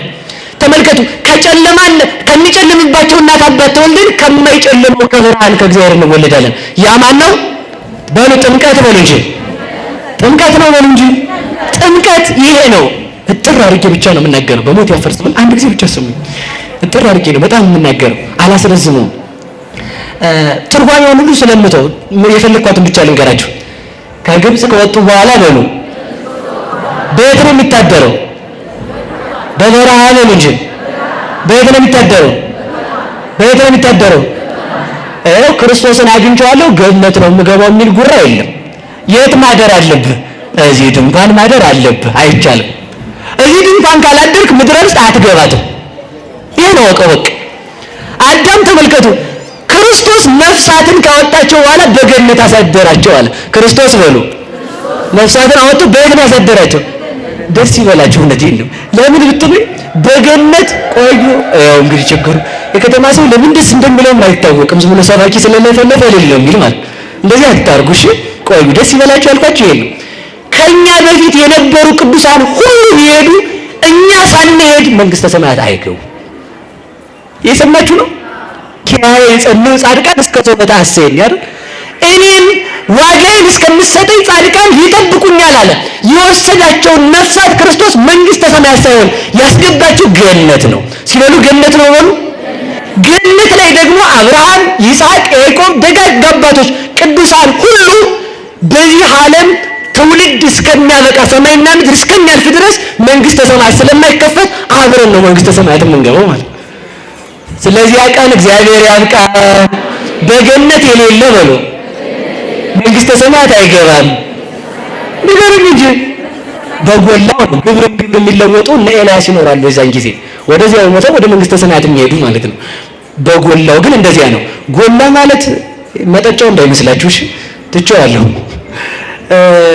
ስለዚህ ተመልከቱ፣ በቤተ ክርስቲያን ያላደረ ሰው መንግስተ ሰማያት አይገባም። በቤተ ክርስቲያን ያላደረ በሉ መንግስተ ሰማያት አይገባም። ያቺ ተመልከቱ ምድረ ርስት የመንግስተ ሰማያት ምሳሌ ናት። የእመቤታችን ምሳሌ ናት። እሱን አይደለም የረሳሁት። ምድረ ርስት ላይ የነበሩትን አሕዛብ አጥፍቶ ለእስራኤል አወረሳቸው አለ። እስኪ ምድረ ርስት የነበሩትን በሉ አጥፍቶ ቦታዋን ለማን ሰጠ? በሰማይ። ያ ተመልከቱ ምድረ ርስት ላይ ያሉ አሕዛብ የዲያብሎስ የሰራዊቱና የእሱ ምሳሌ ናቸው። ምድረ ርስት የነበሩትን አጥፍቶ ለልጆቹ እንዳወረሰ በሰማይ ይኖር የነበረ ዲያብሎስን ከክብሩ አውርዶ በሱ ቦታ ሰውን ፈጠረ ማለት ነው። በሱ ቦታ ማንን ፈጠረ? ባሉ ንገሩ። ሰውን ፈጠረ። ያንን የፈጠረው ሰው ደግሞ ሁለት ነው። በሉ ሁለት በሉ ቶሎ ብላችሁ ሁለት። ያ ሁለት ሰው ደግሞ ተመልከቱ በጣም ሺህ የሆነ የሳጥናኤል ሰራዊት የነበረበት ቦታ መግባት አይችልም። እንዴት? የሺዎችን ቦታ ለመያዝ ሺህ መሆን ይጠይቃል። የእልፍ ቦታን ለመያዝ እልፍ መሆን ይጠይቃል። የእልፍ ቦታ ነው በሉ ለመያዝ ምን ይጠይቃል? እሺ እግዚአብሔር ይስጥልኝ። ስለዚህ አዳምና ሔዋንን ከተሳሳቱ በኋላ ወደዚህ ዓለም እንዲወርዱ ያደረጋቸው በዲያብሎስ ነገር ልክ እንዲሆኑ ነው ይላል። በማን ነገር ልክ ንገሩኝ እንጂ። ስለዚህ የክርስቲያኖች ቁጥር በዲያብሎስ ነገር ልክ ሲሆን ሰማይና ምድር ያልፋል። እስከዚያ ግን የምንቆየው በየት ነው? በሉ በድንኳን በሉ። ድንኳን ማለት በሞቴ ንገሩኝ። በቤተ ክርስቲያን የሌለ ሰው ቅዱስ ሚካኤል አይቆምለትም። የሕይወት መጽሐፍ የተባለው ጥምቀት ነው። የሕይወት መጽሐፍ የተባለችው ድንግል ማርያም ናት። የድንግል ማርያም እናትነት የሌለው የጥምቀት ምልክት የሌለው ለየት አይበቃም። ቅዱስ ሚካኤል አይቆምለትም ማለት ነው። ቅዱስ ሚካኤል እንዲቆምልን እግዚአብሔር ይርዳን። ዘመኑ ስለይተባል በሕይወት መጽሐፍ የተጻፈ በልበ ሥላሴ የተጻፈ ማለት ልጅ ብለው ሥላሴ የሚጠሩት ከጥምቀት የወለዱት ማለት እኮ። እስኪ በቃ ጥምቀት የወለዱት በሉ የማን ልጆች ናችሁ? በደንብ የሥላሴ በሉ እንጂ የማን ልጆች ናችሁ? ማን ይቆምልናል? ስለዚህ በሉ ንገሩኝ። የሕይወት መጽሐፍ በዚህ ዓለም አለ እንዴ? ከሥላሴ በቀር የለም። የሕይወት መጽሐፍ ከድንግል ማርያም በቀር አለ እንዴ? የለም። የሕይወት መጽሐፍ ከጥምቀት በቀር አለ እንዴ? የለም። የሕይወት መጽሐፍ ከቤተ ክርስቲያን በቀር አለ እንዴ? የለም። በዚህ የተጻፈ ቅዱስ ሚካኤል ይቆምለታል። ቅዱስ ሚካኤል ለሁላችን ይቆምልን። የመጨረሻ ልባችሁ ዝቅ አለ አይደል? በድንኳን በሉ ኖሩ። ለ40 ቀን የነበረው ለ40 ዘመን እስኪ ለ40 ቀን የነበረው በሉ ለ40 ዘመን። እኔ አሁንም ማስረግጬ ልንገራችሁ፣ ቴዎድሮስ ሊመጣ ነው። 1 ዓመት ነው የቀረው። 1 ሳምንት ነው መጥቷል። የበረሃ አባቶች ናቸው የተናገሩት። እንዲህ ያለ ድስኩራም ሁሉ በጣም የሚያሳዝን። አሁን ሰው ያው ይምጣም ስለ ቴዎድሮስ አይደለም መናገር የፈለጉት። በደንብ ስሙኝ። ቴዎድሮስ የሰማችሁ ነው ብዬ አስባለሁ አይደል? እሺ አሁን እየሰማችሁ ከሆነ ይላችሁ ቴዎድሮስ ይምጣም አይምጣም የምንጠብቀው ማንን ነው? እኛ በምን ንገሩኝ። ቆይ እግዚአብሔር ክፉ ከሆነ የሚሰጠንን ነገር ያርቀዋል በሉ። እግዚአብሔር በሉ ክፉ ከሆነ የሚሰጠንን ምን ይለዋል? በሞቴ ንገሩኝ። እግዚአብሔር የምትፈልጉትን እንዲሰጣችሁ ትፈልጋላችሁ? እርግጠኛ ናችሁ? አዛኝን እርግጠኛው የምነግራችሁ የእግዚአብሔርን ፈቃድ አድርጉ፣ እግዚአብሔር ይሰጣቸዋል። 40 ቀን ሊያስገባቸው የነበሩትን እስራኤልን ክፉ ቢሆኑ 40 ዘመን አደረገው ማለት። ቴዎድሮስ ነገ ነው የሚመጣው። 2000 እንዲሁ በጣም ነው የሚገርም። 2015 ሰላም ይሆናል። ንጉሱ እየመጣ ነው። ኤረር ተራራ ላይ ነው። እዚህ ደግሞ እንትና ተራራ ነው። በቃ ዲስኩር ወይ ጉድ ያታለ በቃ ወይ ፍንክች። በቃ እኛ የምንጠብቀው ማንን ነው? ተመልከቱ። እግዚአብሔር ሊሰጠን ያለውን ደግ ነገር እኛ ክፉ ከሆነ ያርቀዋል። እኛ ክፉ ከሆነ ምን ያደርገዋል? በነገሩ ማስረጃ ካላችሁ 40 ቀን ሊገቡበት የነበረውን 40 ዓመት አረጉት ማለት 40 ዓመት አረጉት። እንግዲህ ስንት ዓመት አረጉት? በሞት ያፈርሰውን ተቃራኒ እንዳሰሩ እግዚአብሔር ይጠብቃችሁ። አንድ ሰውዬ ነው ያሉና ሚስቱ ሁሌ ተቃራኒ ነው የምትሰራው። እጣቢ ልብስ ለማሳጠብ ሲፈልግ እንዳልነካት ታጥበዋለች። እጣቢ ለማለት ሲፈልግ ማለት ነው። እና አንድ ቀን ጎዳና እየሄዱ ተሳስቶት ባህር እንዳትገቢ አላት። ዘላ ድርግም ባህር ውስጥ ማለት ነው። ሰውየው ጅል ነው ደግሞ ሰውየው እንደኔ ብጤና ወደ ታች መፈለጉን ትቶ ወደ ላይ ይፈልጋት ጀመር ሚስቱን። ሰውየው ምን ወደ ላይ የምትፈልግ አሉት። ሚስቴ ተቃራኒ ነው ስራዋ ብዬ ነው እና ወደዚህ ልፈልጋት አለ። ሰው ተቃራኒ የሰራ እግዚአብሔርን መጠበቅ የለበትም። የተባለውን እንድናደርግ እግዚአብሔር ይርዳል። በሉ አሜን በሉ እንጂ ምን ማድረግ አለብን? 40 ቀን 40 ዓመት እንዳይሆን እግዚአብሔር ሊሰጠን ያለውን ሰላም የምናርቀው ባለመስተካከል ብቻ ነው። ባለመስተካከል ብቻ 2000 እንትና ጦርነት ነው፣ 2000 እንትና ሰው ያልቃል። ረባክ በእውነቱም ማትራፊ ቢያልቅ ሰው ምን ይላል መሰላችሁ? እንደኔ እንደሳቸው ያለ አባት የለም አዋቂ እኮ ናቸው ይላል ሰው። ባያልቅ ደግሞ ጸሎት ጸለያችሁን የተናገረ ይራቀላችሁ ሊሉ በሁለቱም ሊያተርፉ እንደ ሰይጣን ማለት ነው። ስለዚህ ተመልከቱ፣ የእግዚአብሔርን ሕግ ማክበር በሉ እንጂ በየት ነው የምንኖረው እኛ? 40 ዓመትም ቢሆን እንኳን እግዚአብሔርን በየት እንጠብቀዋለን? በድንኳን በሉ። በየት እንጠብቀዋለን? እግዚአብሔርን እንጠብቀው። እግዚአብሔር ያጽናን። ከዚያ ምን አደረገ? ተመልከቱ፣ አውረደ ሎሙ መና ኅብስተ። ተመልከቱ፣ ቅዱስ ሚካኤል እግዚአብሔር አዞት ከደመና ላይ መና ወረደላቸው። ውሃ ሲጠማቸው በሙሴ በትር ከዓለት ላይ ውሃ ፈለቀላቸው። ከዚያ ተመልከቱ፣ ድንኳኑ እንዘ ሚካኤል ያዕውር ቅድመ ትዕይንቶሙ ለእስራኤል። ቅዱስ ሚካኤል ከእስራኤል ከተማ አለፍ ብሎ ከፊት ይሄድ ነበር አለ። ከምናቸው? ቅዱስ ሚካኤል ከፊት ይቅደምልን። ከፊት ከማን ሕዝብ ፊት? ከእግዚአብሔር ሕዝብ ፊት። ከኛ ከክርስቲያኖች ፊት ኃጢአተኛ ብንሆንም ቅዱስ ሚካኤል አለ። እስራኤል ተመልከቱ፣ ከግብፅ ያልተውትን ተንኮላቸውን ይዘው ቢወጡም ቅዱስ ሚካኤል አልተለያቸውም። ማን ከነሱ ጋር ስላለ? ስለዚህ ተመልከቱ፣ ደመና የተባለች ድንግል ማርያም ናት። መና የክርስቶስ ምሳሌ ነው። ከሰማይ መውረዱ ክርስቶስ ከሰማይ ሰማያት ለመምጣቱ ምሳሌ ነው። ያ አለት የሙሴ በትር የዛ የለንጊኖስ ኩናት ምሳሌ ነው። አለቱ የክርስቶስ ጎን ምሳሌ ነው። አለቱ በሙሴ በትር ሲመታ ውሃ እንደሰጠ ክርስቶስ ተመልከቱ በለንጊኖስ ጦር ሲወጋ ከጎኑ ማየገወን ሰጠ። አያችሁ ሰጠ። ለማን? ለኛ። እስኪ ለኛ በሉ። ለማን ነው የሰጠን? ይሄ ስለዚህ እግዚአብሔር ከኛ ጋር ነው። እግዚአብሔር ይህን ሰጠን። እናቱን ደመና ይኸው ድንግል ማርያም፣ አለት ክርስቶስ ይኸው የማዕዘኑ ራስ የሃይማኖታችን ራስ ክርስቶስ፣ ውሃ ይኸው የምንጠመቅበት ልጅነት፣ ስንቆሽሽ የምንታጠብበት ንስሐ ሰጠን እግዚአብሔር። ከዚያ እንደዚያ ቢያደርግላቸው እስራኤል ግን ጠገቡ ይላል። እስኪ በሉ እስራኤል ጠገቡ በሉ፣ ጠገቡ በሉ። የኛ ጥጋብ አያችሁት? ስጋውን ሰጥቶን እንጀራ የምንጠረጥር እግዚአብሔርን በባህር ውስጥ በእግር እያሻገረ እኛ እንደው ይሄን መከራ ያሻግረልኝ የምንል ለተመልከቱ። እግዚአብሔር በሚደንቅ ነገር ስራ ይሰራል። ባህርን ለመክፈል በትርን፣ ዳንኤልን ለመጠበቅ አንበሳን፣ የሰለስቱ ደቂቅ ዘበኛ እሳት፣ የሰለስቱ ደቂቅ ዘበኛ እሳት ነው። እንደዚህ አድርጎ ያስጠብቃል እግዚአብሔር በድንቅ ነገር። በድንቅ ነገር የሚገለጥ ቅዱስ ሚካኤል ስሙ የተመሰገነ ይሁን። ስለዚህ ተመልከቱ በድንኳን እንዳሉ 12 ሰላዮች ተነሱ ይላል። ስንት ሰላዮች? 10ሩ የውሸት መረጃ መጡ፣ 2ቱ ግን ትክክለኛ መረጃ መጡ። 10ሩ ስንት አመጡ? አሁን የውሸት ሰባኪ ይበዛል በየአስፓልቱ አላያችሁትም? ጌታ ሞቶልሃል በቃ እንግዲህ የሚል ማለት ነው። ያ የውሸት ሰባኪ ነው። በነገራችሁ ላይ አፈር ሆነላችሁ። መናውን የበሉት ሁሉ ምድረ ርስት አልወረሱም። እስኪ መና የበሉ ሁሉ በሉ ምድረ ርስት ገብተዋል። 600 ሺህ ህዝብ ነው ያለቀው። በማን?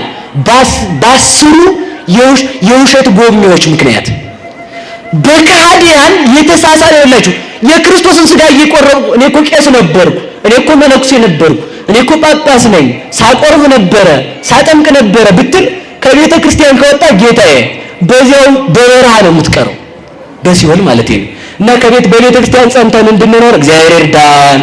ስለዚህ የመጨረሻው ምንድነው? 2ቱ ሰላዮች አይተው መጡ። አይተው ምን አሉ? በሉ እንጂ አይተው ምን አሉ? መጥተው ምን አሉ? ለህዝቡ ውሸት የሚነዛ ሰባኪ አለ። 10ሩ ነው። 10 ስንት ነው? በሉ ነገር እንጂ 10ሩ እንዲህ አሉ። አይ አገሯ ጥሩ ናት፣ ግን እንደው ግን ቁመታቸው እንደ ዝግባ፣ ኃይላቸው እንደ ዝሆን እንደ በረሃ ወይራ ናቸው። እኛ በእነሱ ዘንድ እንዳንበጣ ነን። ወነነ ከማአና ብትበቅድሚሆን እንደዚያ ስለሆን ያችን ሀገር መውረስ አይቻልም። ወደ ግብፅ አንመለስ፣ ኤርትራ ገጥሟል። ሙሴንና አሮንን እንውገር አለ። ለዚህ ነው ካህናት ዛሬ በአደባባይ የሚወገሩት። ያንን ሁሉ ህዝብ 600 ሺህ ህዝብ የሐሰተኞቹን የ10ሮቹን ስብከት ሰምቶ እግዚአብሔርን ቢጠረጥር በዚያው ጊዜ ተመልከቱ 600 ሺህ ህዝብ የበረሃ ሲሳይ ሆኖ ቀረ። ያን ጊዜ ሙሴ በእግዚአብሔር ፊት ቆመ ይላል። በማን ፊት ቆመ? እግዚአብሔር እንዲህ አለ፣ እውነት እላለሁ 40 ዘመን ትኖራላችሁ። ክህደትን የሰሙ ክህደትን የሰበኩ 10 ሰዎች ምድረ ርስት አይወርሱም ብሎ አበው አልፈው ውሉድ እስከሚተኩ እስራኤል በበረሃ ኖሩ ይላል። ማን እስከሚተኩ? 2ቱ ግን እንዲህ አሉ፣ እውነት ነው ግን ቁመታቸው እንደ ዝግባ ነው። ግን ከእግዚአብሔር በላይ ቁመት ያለው አለ ወይ? እውነት ነው ኃይላቸው እንደ በረሃ ወይራ የጸና ነው። እግዚአብሔር ግን ከነሱ በላይ ጽኑ ነው ብለው ህዝቡን አጸኑት። እነዚያ 2ቱ ማን ናቸው? ኢያሱና ካሌብ ምድረ ርስት እስራኤልን ይዘው ገቡ። ስለ ቃሉ እግዚአብሔር ስሙ የተመሰገነ ይሁን። ኢያሱ ማን ነው? መንፈስ ቅዱስ። ሌላ ምሳሌ አለው ክርስቶስ የሚል አደራችሁ። የክርስቶስ ምሳሌ ነው እንዳትሉ። መንፈስ ቅዱስ። ካሌብ ማን ነው? ካህናት መምህራን። ምድረ ርስት አይቶ የመጣ ማን ነው? ካሌብ። ለእስራኤል መናውን ያቀመሳቸው የምድረ ርስቱ ማን ነው? ካሌብ። በመንግስተ ሰማይ ያለው ምስጢር የሚናገሩ ማን ናቸው? ካህናት መምህራን። እነሱ ህዝቡን አጽንተው ተመልከቱ። ሙሴ ከሞተ በኋላ ተመልከቱ በኢያሱ መሪነት በካሌብ ሰላይነት የታየችውን ሀገር ወረሱ ይላል። ስለዚህ ተመልከቱ ክርስቶስ ከሞተ ተሰቅሎ ካረገ በኋላ መንፈስ ቅዱስ ወርዶ በሐዋርያት ላይ አድሮ ተመልከቱ ለሐዋርያት 12 ዕጣ እንዳካፈለ መምህራንም ተመልከቱ የ12ቱ ሐዋርያት በክህነታቸው የሚያወርሷትን መንግስተ ሰማያትን ምዕመናንን እየመሩ ምድረ ርስት ይዘው ይገባሉ። በዛ ውስጥ ግን ቅዱስ ሚካኤል አለ። እስኪ በሉ በዚያ ውስጥ በሉ ማን አለ?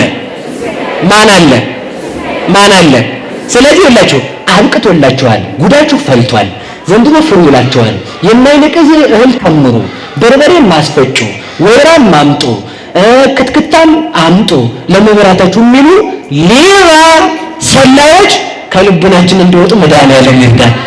ውሸታሞች ናቸው። በቃ በእግዚአብሔር በሉላችሁ ሁሉን እንችላለን።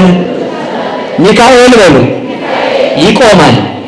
ይቆማል ማለት ለምን ምን አስፈልገ? የተቀመጠ ሰው ስራ ጨርሷል። ሚካኤል ግን ይቆማል መባሉ ምንድነው? በስልጣን ሊያማልደን ሊፈርድልን ብሶታችንን ላይ ቅዱስ ሚካኤል ይቆማል። በምን? በስልጣን። እስኪ በሉ በስልጣን በሉ፣ በስልጣን በሉ እንጂ በማን ስልጣን? በእግዚአብሔር ስልጣን። ማን ከኛ ጋር አለ? ማን ከኛ ጋር አለ? ቅዱስ ሚካኤል አለ። ስለዚህ ተመልከቱ፣ ምድረ ርስትን እንድንወርስ የረዳን ሚካኤል በዚህ ዓለም የሚመጣውን መከራ አልፈን መንግስተ ሰማያት እስከምንገባ አይለየንም። እስኪ በሉ አይለየንም በሉ፣ አይለየንም በሉ እንጂ። የሚያስረሳን በእግዚአብሔር ስልጣን ማን ነው? ቅዱስ ሚካኤል ነው እንጂ። መለከቱን የሚነፋው ማን ነው? ስለዚህ ቅዱስ ሚካኤል ምድረ ርስትን ይችን ቤተክርስቲያንንም አወረሰን፣ መንግስተ ሰማያትንም ስንወርስ ማን አለ? በሉ እንጂ። ባህር ሲከፈል ማን አለ? ኧረ ጥሩት በሞቴ። ስንወለድ ማን አለ? ባህር የተባለ ጥምቀት ነው። ልጅ ሲወለድ እትብት የሚቆርጡ ልብስ የሚያለብሱ ልጁን የሚጠቀልሉ ሰዎች አሉ። እኛ ክርስትና ስንነሳ እትብታችንን የሚቆርጡ ከዓለም የሚለዩን ካህናት አሉ። በልብስ የሚጠቀልሉን ካህናት አሉ። በልጅነት የሚያጥቡን ካህናት አሉ። በጥምቀት የሚያበሉን ተመልከቱ። የሚያበሉን ማን አሉ? ካህናት። የማንን ስጋ? የክርስቶስን። የሚያጠጡን ማን አሉ? ካህናት። የማንን ደም? የክርስቶስን። የሚመሩን የሚመክሩን ማን አሉ? ካህናት። አያችሁ፣ የማን ልጆች ነን? በሉ ንገሩኝ። በየት እንኖራለን? በድንኳን በሉ። በሉ በድንኳን በሉ። በየት ትኖሩ? ድንኳን ማናት? ድንኳን ማናት? ከቤተ ክርስቲያን የወጣ ለማን አይበቃም? ለመንግስተ ሰማያት ነው የምትሉት። ለማን አይበቃም? ስለዚህ በቤተ ክርስቲያን እንኑር አንኑር? እጃችሁን አውጣ አንድ ጊዜ ከፍ አድርጋችሁ። ፈርዖን ቢኖርም በሉ እንጂ እባቡ ቢነሳም ጠላት ቢመጣም ከየት አንመጣም? ከየት አንመጣም? ከየት አንመጣም? ያው እንግዲህ ዘመንን እየቀያየረ ሌላ ፈረስ እየጋለበ ሳጥናኤል ይመጣል። እሱም ይመጣል። ከየት አንመጣም? ከቤተ ክርስቲያን አንመጣም። ልብስ ያለበሰችን ቤተ ክርስቲያን ናት። ከእግዚአብሔር ጋር እንዳደረገችን ቤተ ክርስቲያን ናት። እዚህች ስንቀመጥ ለመንግስተ ሰማያት መካከል ሆን ማለት ነው። ለየት መካከል ሆን በሉ እንጂ። ቤተ ክርስቲያን እስከ መቼ ትቀጥላለች ካልከኝ የሰው ልጅ በዲያብሎስ ነገር ልክ እስከሚሆን መውለዷን አታቆምም። ሳጥናኤል ቢነሳም ባይነሳም፣ ፈርዖን ቢመጣም ባይመጣም፣ ሙሴ አለ፣ ኢያሱ አለ፣ ካሌብ አለ፣ ቅዱስ ሚካኤል አለ። እነዚህን የሰጠን መድኃኒዓለም ስሙ የተመሰገነ ይሁን። ያስተማረን የገሰጸን አምላካችን ስሙ የተመሰገነ ይሁን። ይቆየን።